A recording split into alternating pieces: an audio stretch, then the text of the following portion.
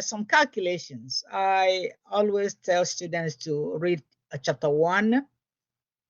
Chapter 1 homework will be due weekend. I reset my lab maths this morning so that it will be the same with our calendar. So my lab maths is reading also that chapter 1 homework will be due on Sunday. Okay, so anyway, today's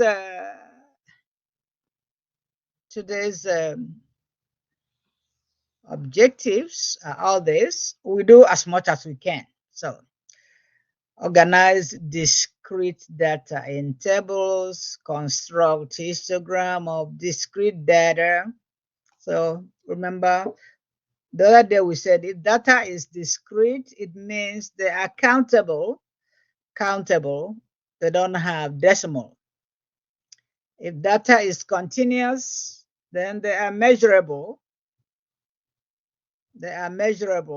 Continuous data are measurable. All right, so I made a quick, something that is very quick, so we can do a quick review. So we're starting with measures of central tendency. I put this worksheet in Blackboard also, and I put a sample test.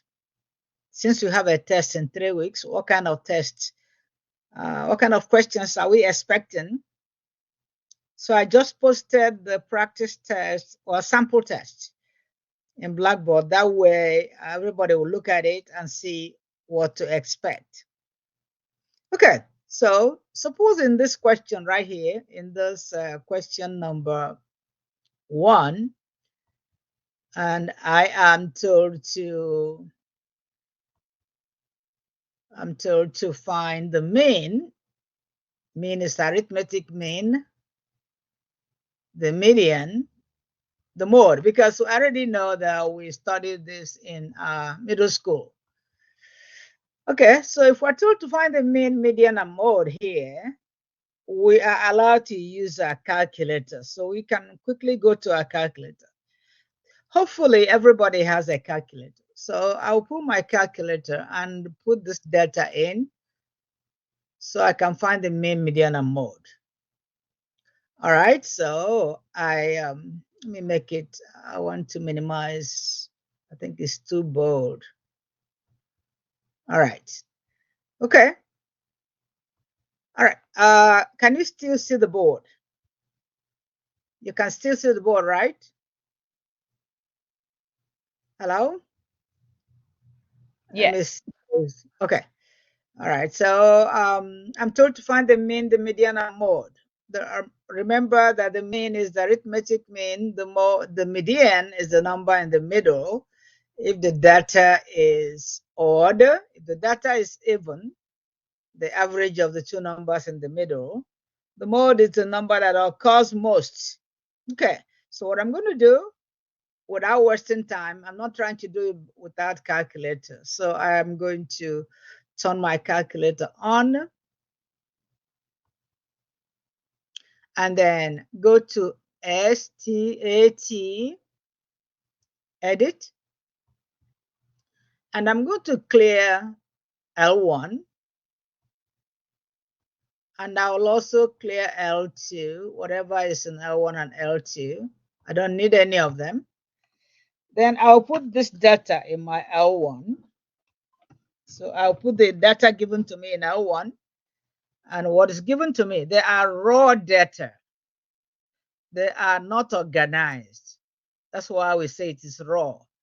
They are not organized, they are raw data. So I'm going to type them in, 23, enter, one by one. Every one I type in is an individual.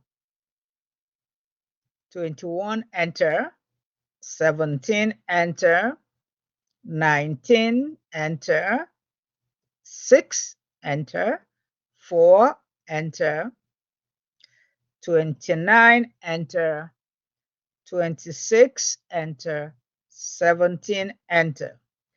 So I hope you know I said I will start with calculations because that is where students have problems.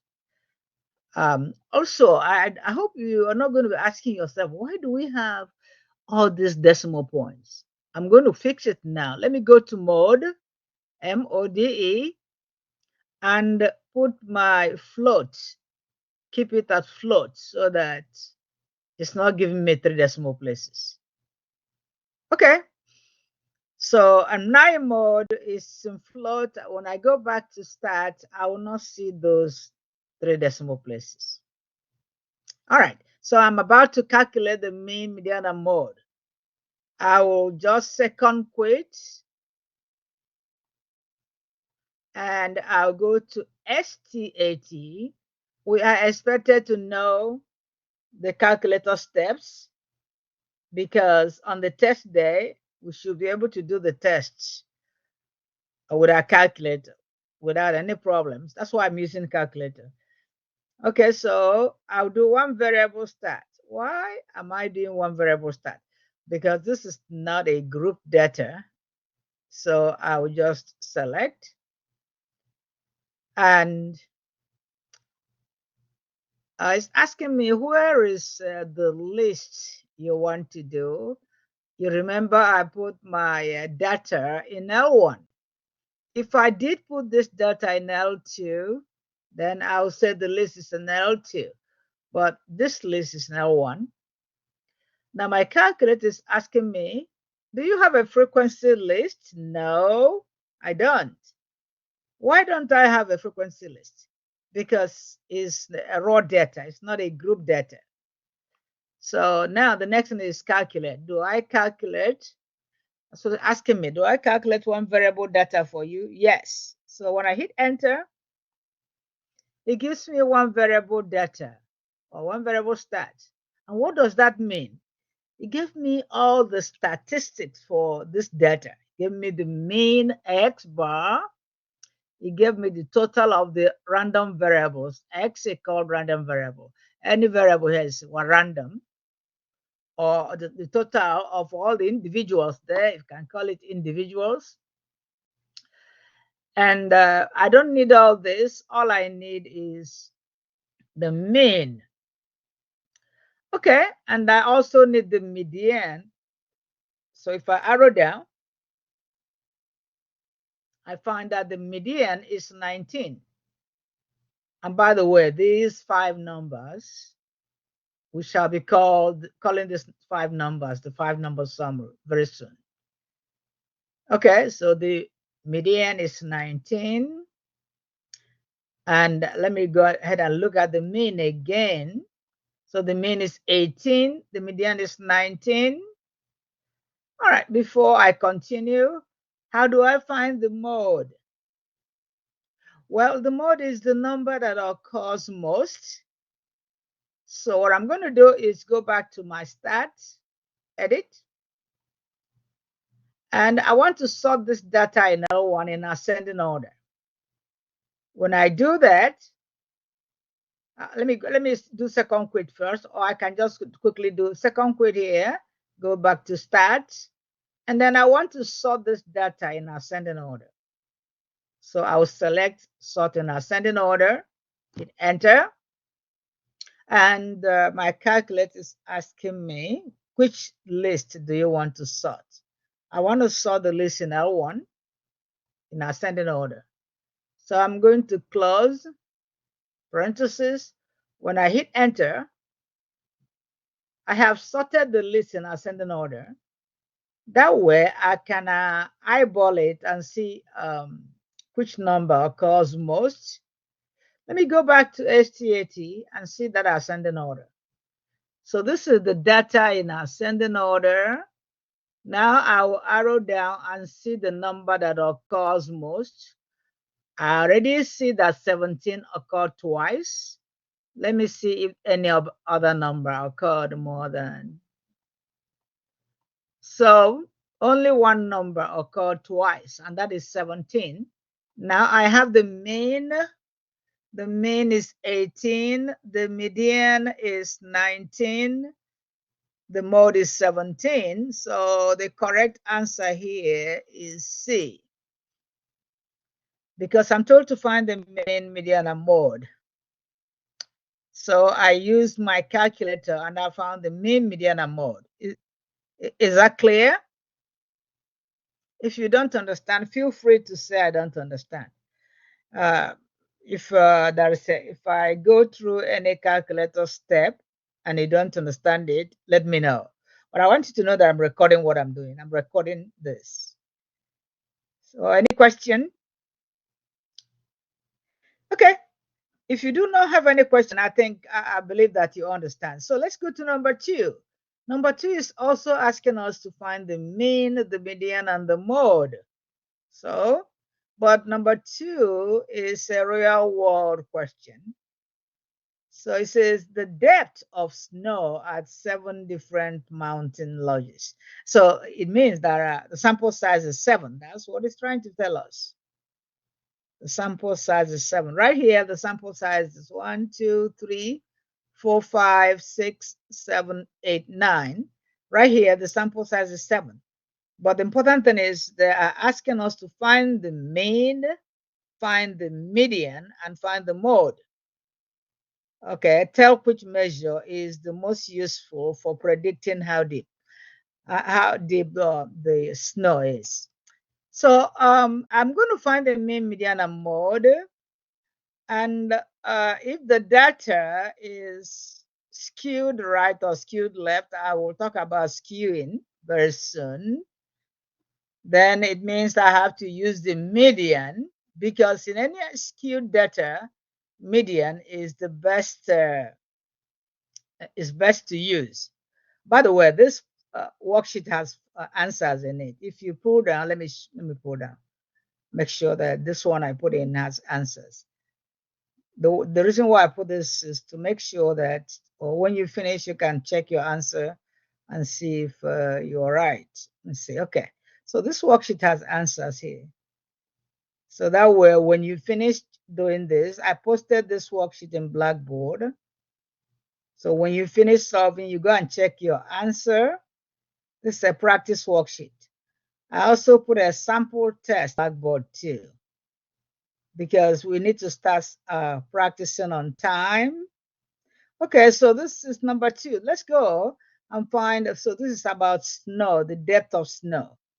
So I'll pick up my calculator again, and I want to use L1 again.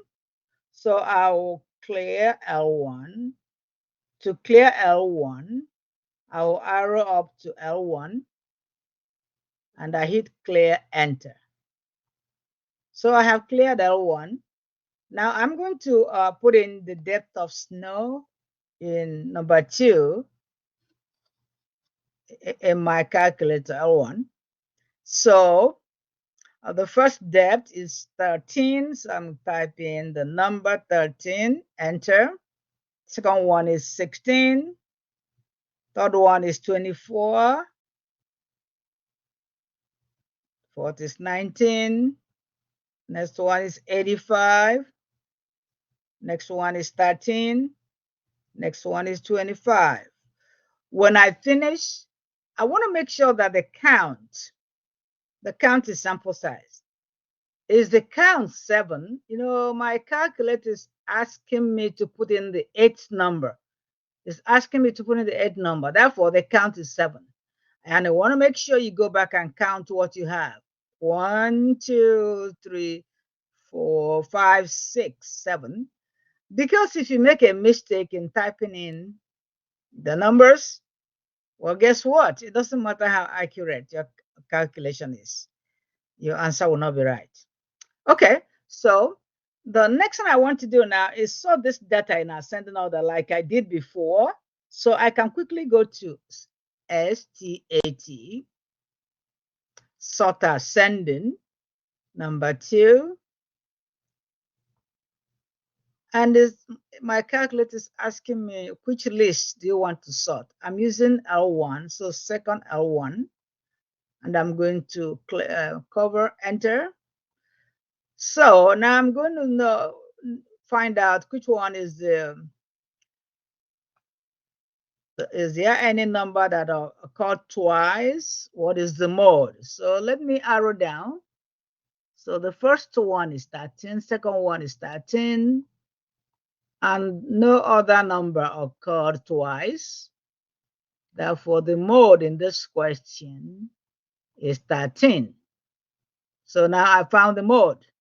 The next thing I want to do is do one variable start of L1. Whenever I do one variable start, I will find the mean and the median and some other calculation statistic of this data. So I'm going to quickly go to STAT and arrow to calc. Hopefully you know how to do this. But if not, I'm recording this so you will be able to get there. Now one variable starts and it's asking me where is the list. My list is in L1. So I want to do one variable start of L1 and it's asking me, do you have frequency? No, because number 2 is not a group data. I don't have frequency. Okay, I don't have a list for frequency. So the next thing I want to do is to calculate. So what am I calculating? I'm calculating the one variable stats of the list in L1 so I can find the mean and the median. So when I hit enter, so the mean of this data, let me see, how many decimal places did they ask me to leave? They didn't even tell me anything about number of decimal places, but I can just eyeball the question or the answers given to me and see that they left their answers to one decimal point. So my answer here, the mean is 27.9. I already found out that the mode is 13. The mean is 27.9, approximately to one decimal point. How do I know? How do I know that I have to put my answer to one decimal point? Because I kind of looked at the question and answers. I see that they want one decimal point. So I found the mode. The mode is 13. I found the mean 27.9. I want to arrow down and find the median. So the median is 19. The median is 19. The mode is 13. So let me go back. The mean is 27.9 because, let's see this, 27.9, the median. So actually this is the answer. And so I'm told to find the mean, median, and mode, and we found the answer. But because the mean is too large, so I have to use the median to, that is the reason I'm explaining the reason why the correct answer is D. The correct answer is D. Why? The correct answer is D. Why? Because the mean is too large. Actually, we shall soon describe what's when the mean is greater than the median, we'll say that data is skewed right. So this data is skewed right. The mean is greater than the median by a lot. And therefore, the correct answer to this question is D. So the correct answer to the question is D, because the mean. So very soon we shall talk about skewed right, skewed left. But for today, all we need to know is that when a data is skewed right, when a data is skewed right, means the mean is greater than the median. Mean is greater than the median. Okay, data skewed right, mean is greater than the median. That is the mean here, X bar. Is this doing? So this is X bar. What is wrong with you? Let me see if I can get my whiteboard. because this is acting up. So let me see if this whiteboard is going to behave better than my PDF. All right. Okay, so I want to draw skewed right, skewed left, and make sure I start now to explain what it means. Okay, so whenever I'm told to use the mean and median to decide if a data is skewed right, or whenever there's a question about what kind of measure of central tendency should I use to make a decision in a data, so I will check the mean and the median. Because in this question, the mean is greater than the median, for this is X bar, the median is Q2, second quartile. The mean is greater than the median, so we will say that this is skewed right. We are saying this early. Well, I'm going to say it again, skewed right or positively skewed. And whenever the data is skewed, whether right or left, you use the median to make a decision. This data, if I draw this data here, we shall call it bell-shaped. So when the mean is equal to the median, we say that the data is not skewed. If the mean is equal to median, the data is not skewed. So I can make decision with the mean. Well, if the data is skewed left, you still make decision with the median. When the data is skewed left, it means that mean is less than the median. So you make a decision with median. Whenever the data is skewed either right or left, you make a decision with the median. But when the data is skewed, or it's not skewed, it's bell-shaped, then you make a decision with the mean. So the reason why I'm talking about this is this question. This question asked us which measure of central tendency. By the way, the three M's, mean, median, and mode, are the measures of central tendency. And you are always told to calculate them. If you open your practice test now, it's there already. That is the first thing you want to know how to do. All right, so now since the mean is greater than the median, the measure of central tendency I need to use to make a decision in this data is the median. So that brought me into talking about skewness, even though we shall talk about skewness again. We will talk about skewness again. That is why the answer is D. The answer is not C.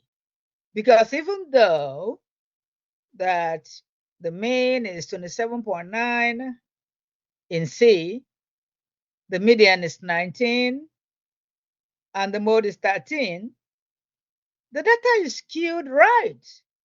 So you are not allowed to make a decision with mean.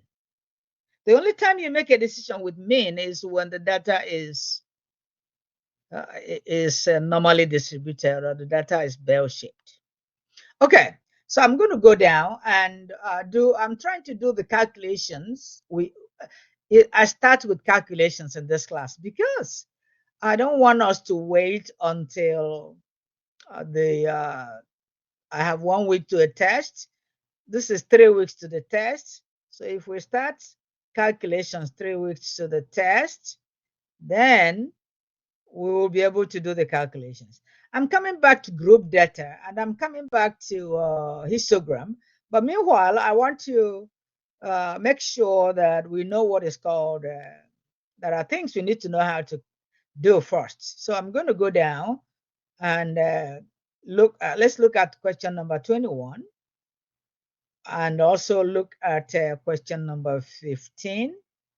And by the way, let's look at 15 first. There is what is called stem and leaf data.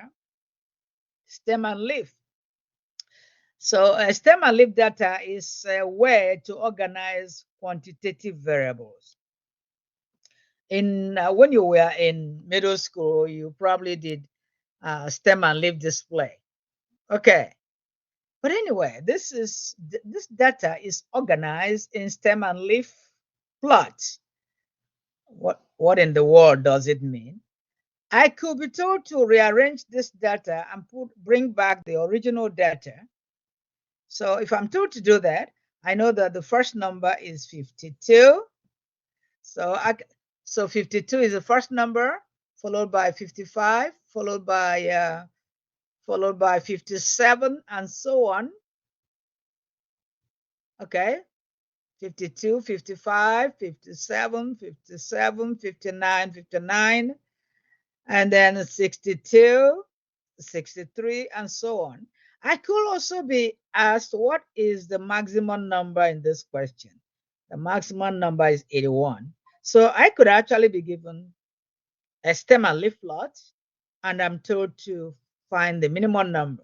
The minimum number is 52, the maximum number is 81. Also, I could be told to find the mean, median, and mode. If you are given a stem and leaf plot and you are told to find the mean, median, and mode, you put this data in your list and do what we just did before. You do one variable stat. Don't try to find it without calculator. You put the data from the list to the greatest and find the mean, find the median. You can as well look at here and find what is the mode. Okay, let's see what the mode is. We can see the mode from here. Okay, 5 repeated 2 times, that's 57. Also, 59 repeated 2 times, 69 repeated 2 times, 75 repeated 2 times, 80 repeated 2 times. There are multiple modes in this data. The first mode is 55, followed by 59, followed by 69, followed by 75, followed by 80. So a data can have a lot of modes. Okay, we will come back to this, but these calculations are going to help a lot because by the time we're going to do a test, you are not going to be struggling. You will not be struggling on how to do the use your calculator. So let's go to number 17. When we answer question number 17, you will actually know how to calculate the 5-number summary, even though we have done it before. All right, so number 17, actually, from number 17 to 21 says, find the minimum number, the maximum number, all right, the quartiles, first quartile, second quartile, third quartile, the range, and the interquartile range. First of all, we want to remember from elementary school that the range is maximum minus minimum. The range is maximum number minus minimum number. The interquartile range, let me write it, just interquartile range is this. You can write it as IQR. I'm not sure what is wrong with this. So interquartile range can be written as IQR. All right, IQR. What is wrong with you? And IQ, okay, let me pull back my and see if it's going to write better for me. So IQR is Q3 minus Q1. So let me clean this. So what is IQR? IQR is always interquartile range. And interquartile range, IQR, no, my whiteboard is better than, behaving better, is equal to third quartile minus first quartile. Third quartile minus first quartile. Very soon we shall be told to find the upper hinge and lower hinge, which is we shall be told to do that. Okay. Remember today I said we're going to start with calculations. The calculations start from chapter 2, quantitative variables. And the calculations we are doing is quantitative variables. The other day we talked about qualitative variables and making sure we know what a qualitative variable is. The addition and subtraction does not make sense in qualitative variables. All right, and nominal and ordinal represent quantitative variable levels of measurement. Okay, but interval level of measurement and ratio level of measurement actually are used in quantitative variables. So I want you to know that whenever I'm told to find the 5-number summary, find the minimum number, I'm doing calculations. So if arithmetic makes sense, then I'm actually doing what is called quantitative variables. So I'm doing calculations with quantitative variables because arithmetic makes sense. Okay, so let's do number 17. Let's do number 17. So the question in number 17, I am told to find the minimum number, the maximum number, the quartiles, the range. I have a lot of things to calculate. The interquartile range. Another way of saying find the 5-number summary and find the range and interquartile range. The 5-number summary are the minimum number, maximum number, first quartile, second quartile, third quartile. Okay, so it means that we have to open our calculator, type in. So I'm going to open my calculator and clear what is in there. Then I open my STAT edit. This is what we have done all this time. So knowing how to use your calculator, knowing how to do one variable stat is actually the first thing you have to learn in this class. And this class is actually, we have to clear enter. It's a little bit fast paced so that I hope you're not expecting me to start doing the definitions, number 1 definition. No.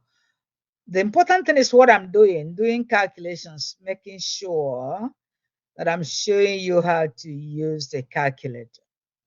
That way, on the test day, you will not, because units chapters 2 and 3 are calculations. All right, so the first thing I want to do is put the data in number 17 in my L1. By the way, I like using L1. It's not that you can't use L2.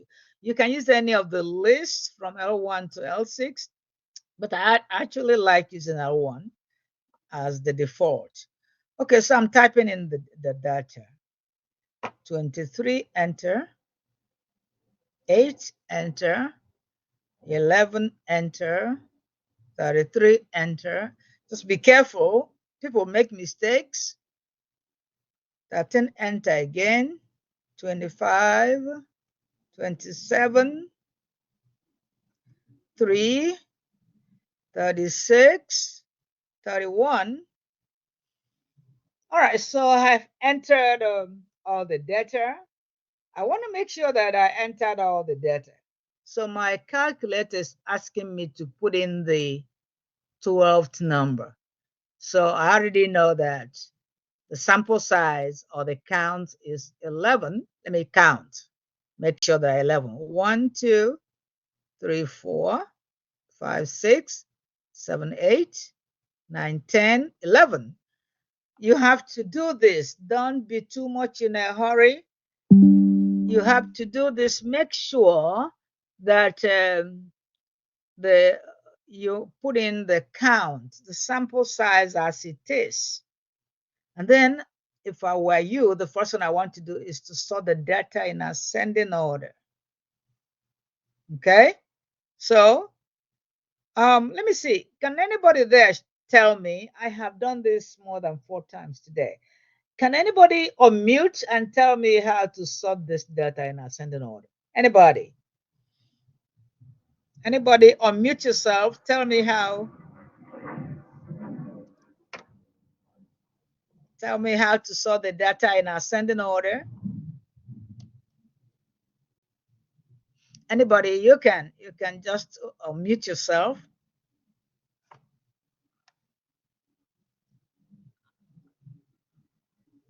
Are we, do I still have somebody there? Hopefully I do. All right, hopefully I do have somebody there. Are you paying attention? All right, to sort in ascending order, what you do is, let me go back to that worksheet. To sort in ascending order, you just go to, see the data is in L1, so, but it's not sorted in ascending order. So what you do is you go to STAT and select sort ascending, which is number 2. And then it's asking you, where is the data that you want to sort in ascending order? I am sorting the data in L1 in ascending order. So second L1 and close parentheses, I hit enter. Done. So I have sorted the data in ascending order. So the next thing now is to do the calculation. So I'll go back to STAT and this time go to arrow to calc and do one variable stats. Before some of you came in, this worksheet is in Blackboard and it has answers. So you want to practice with it also, whatever you can do to make an A in the test. I also put a sample test in Blackboard. Our first test will be on the 6th. There will not be a lot of definitions there. I can tell you that already. There will not be, I don't have more than 3 or 4 questions from chapter 1 there because these calculations are more important. So I just want to let you know that we will have more calculations in the test. That's why I do start with calculators. But there's a whole lot of things to study in this class. So I'm choosing the ones that we need most. Okay, so the data I want to sort in ascending order is in L1, and I'm calculating this data actually, one variable stat. My calculator wants to know if I have frequency. No, I don't have frequency, but this is because this is not a grouped data. I don't have frequency. It is not a group data. So I will leave frequency vacant. I will not put anything there. Okay, it's asking me, do I calculate? Sure, calculate. When I hit enter, it just gave me the mean, but I don't need the mean. The question is not asking me about the mean this time. Numbers 1 and 2 ask me about the mean, so I give the mean. This time it's not asking me about the mean. So I'm just going to skip. Okay, so the question is asking me the minimum number. So I'm going to arrow down and look for the minimum number. The minimum number, according to my calculator, is 3. You're looking at it right here. Minimum number is 3. Let me pull my whiteboard up. Strong. Okay. So I'm just going to get this again, and I'm going to clean. So I want to write what my calculator gives me here. So according to my calculator, the minimum number is in this question is 3. So I put in 3 here, minimum number. Minimum number is 3. the first quartile, Q1, according to this, first quartile is 11.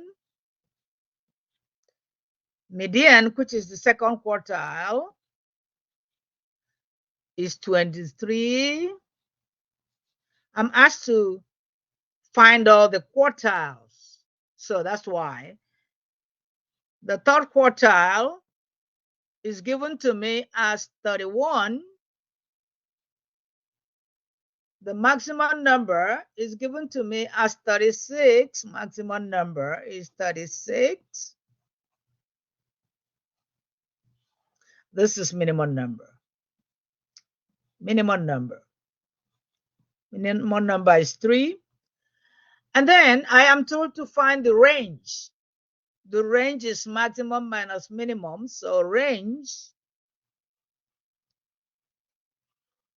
is 36 minus 3. 36 minus 3 is 33. I am also told to find the interquartile range. The interquartile range is Q3 minus Q1. I'm going to make my board larger. So IQR, which is interquartile range, what does it mean? It means find the difference between the third quartile and the first quartile. That's what is called the interquartile range. So what is the third quartile? 31. What is the first quartile? 11. Therefore, what is the interquartile range? 20. I hope you agree. And anytime you don't agree, let me know. So the IQR is 20. So IQR is equal to 20. Is there any question? So I have answered that question number 17. I'm going to answer another one that looks like that. So when we come next time, we'll look at grouped data, histogram, relative frequency. Those things are what we need right now. Chapter 1, I have told you, it is in the homework, but a lot of them will not be in the test. Chapter 1, sections 1.1 to 1.5, you're going to read them and do the homework. But really, I'm starting from chapter 2. Chapters 2 and 3 will be in the test. By the way, let me pull up a sample test, which I put in Blackboard this morning so you can see it. I put a sample test in Blackboard. So it doesn't mean this doesn't mean that this is your test, but this is the sample test, the one that I gave the online class last semester. Okay, so it says determine whether the underline is a parameter or statistics. All right, so this question is from chapter 1. You already know that if it's a parameter, it's a characteristic of a population. If it's a statistic, it's a characteristic of a sample. Okay, so that's what you can get from chapter 1. There is also something about qualitative and quantitative variables. You have to remember what a quantitative variable is. Arithmetic makes sense. A quantitative variable can be discrete or continuous. Both of them are quantitative. So these two questions are from chapter 1, I think. But anyway, that's not going to be. So you see from question number 3, calculations are there. A lot of all the things you have are calculations. Okay, so I'm just showing you what we have in.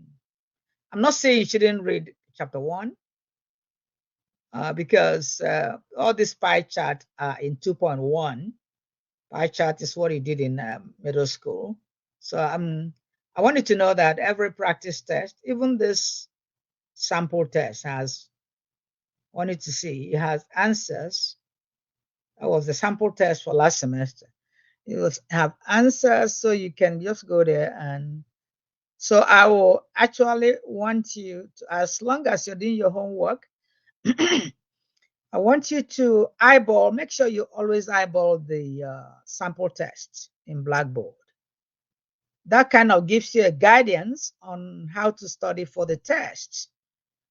I want you to have guidance on how to study for the test. Okay?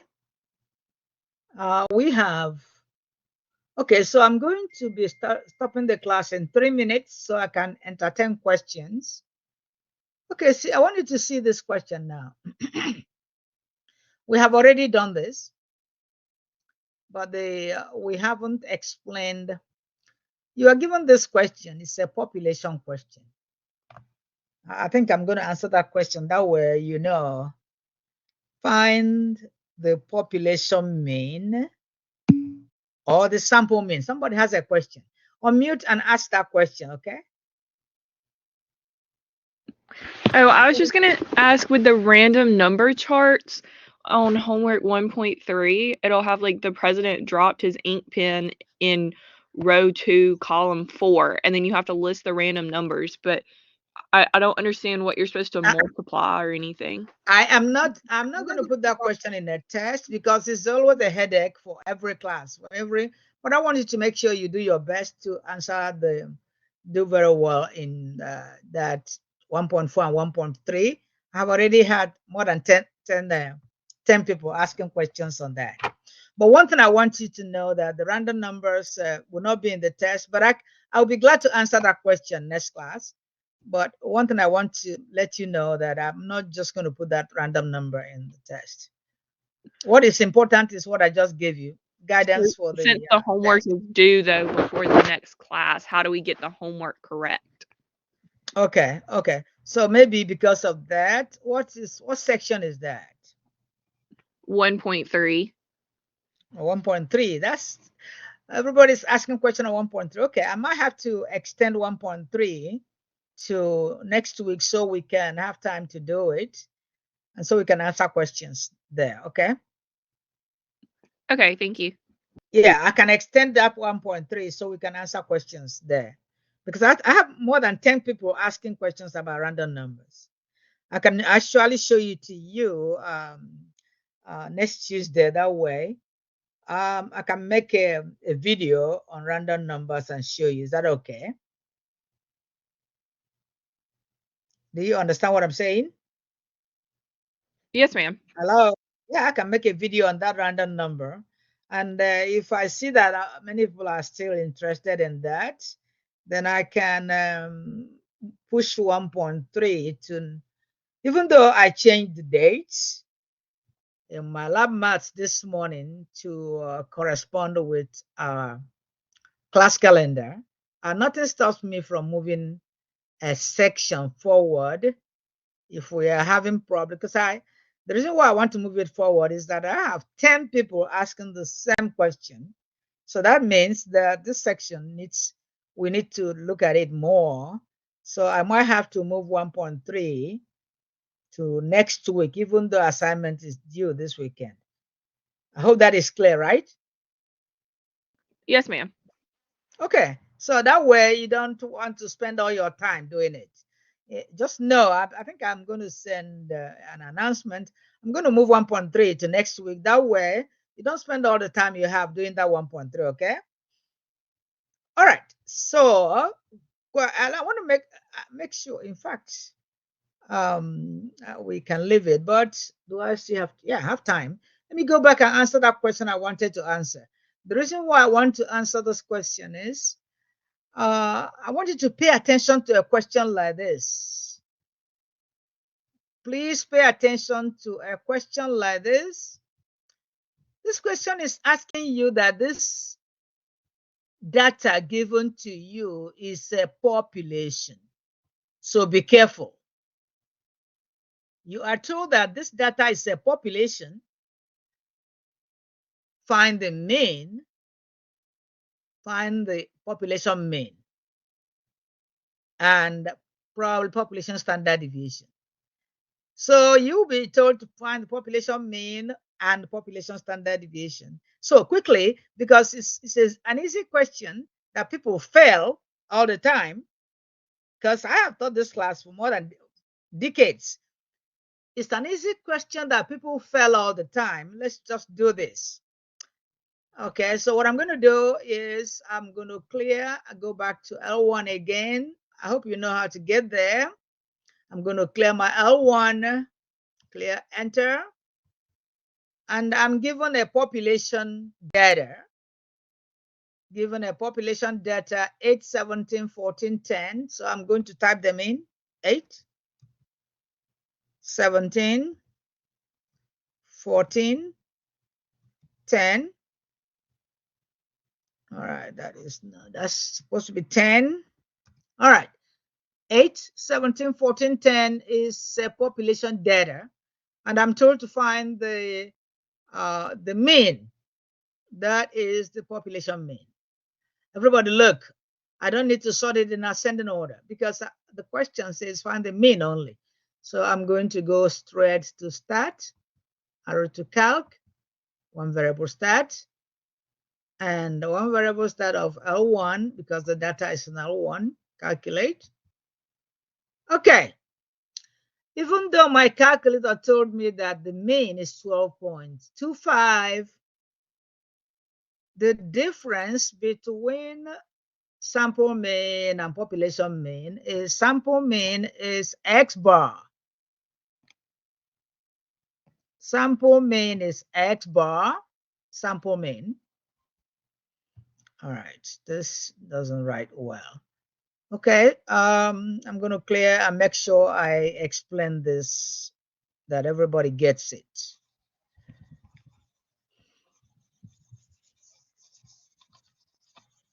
All right, so usually when I calculate the mean, the gives me that X bar, according to this one, is 12.2, something like that, 12.25. That is what my calculator gave me. Well, the question says find the population mean. Please note that population mean is mu. Therefore, you are the one using the calculator. You will say that population mean is 12.25. The sample mean is X bar, 12.25, but this is not a sample. The question is not a sample question. It's a population question. So somebody who gives you this wants to know if you know the difference between sample mean and population mean. Do you know the difference between population parameter and sample characteristics? Is this question what I'm saying? So your answer will be in B. Even though it's the same answer, the answer will be in B. If you put it in A, you failed it. So I'll put 12.25 because it's a population parameter. Why?